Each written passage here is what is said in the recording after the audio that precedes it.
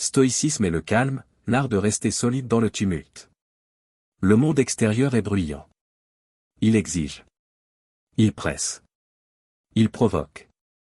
Mais le stoïcien marche en silence. Il avance sans se précipiter. Il reste calme, même quand tout s'agite autour de lui. Ce calme n'est pas une posture. Ce n'est pas une fuite.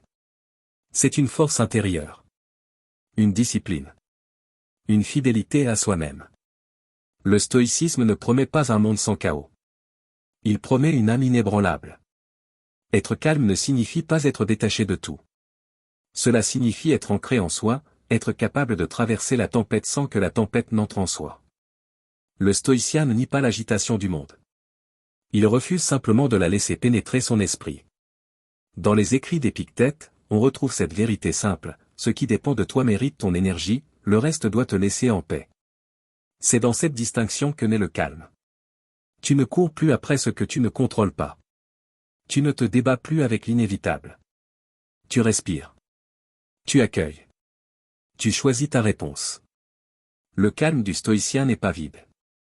Il est rempli de conscience. Il ne se laisse pas emporter par la peur, ni par l'euphorie, ni par la colère. Il sait que tout passe. Il sait que les émotions, les drames, les jugements sont temporaires. Il les laisse couler comme un fleuve. Lui, reste la rive. Marc Aurèle écrivait, « La paix vient de l'intérieur. Ne la cherche pas ailleurs. » Cette phrase est un rappel. Tu n'as pas besoin que le monde se taise pour être calme. Tu dois apprendre à faire silence en toi. À ne pas réagir à tout. À ne pas répondre à chaque provocation. À ne pas te disperser à chaque distraction. Le calme se cultive. Il ne s'improvise pas. Il se construit chaque jour, dans les petites décisions. Tu choisis de ralentir. Tu choisis de ne pas répondre dans l'instant. Tu choisis de réfléchir avant de parler. Tu choisis de ne pas prendre tout personnellement. Tu choisis la paix au lieu du conflit. C'est une forme de maîtrise. Mais aussi une forme de courage. Car il est plus facile de hurler que de se taire. Plus facile de réagir que d'attendre. Plus facile de fuir que de rester en paix. Le stoïcien ne fuit pas. Il reste. Il regarde. Il agit au bon moment. Et surtout, il garde sa sérénité.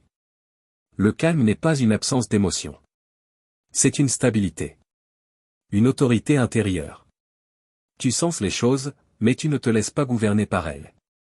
Tu ressens la colère monter, mais tu ne lui obéis pas. Tu perçois l'angoisse, mais tu ne t'agenouilles pas.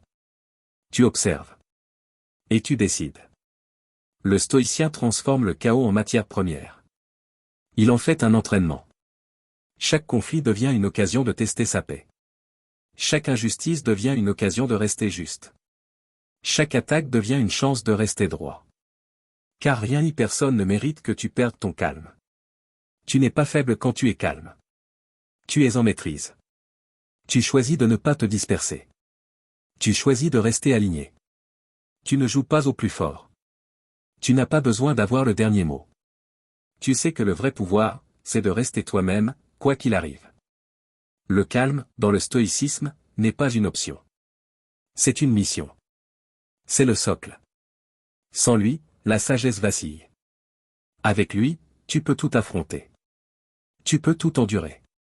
Parce que tu sais que le monde changera, mais que ton esprit peut rester inébranlable.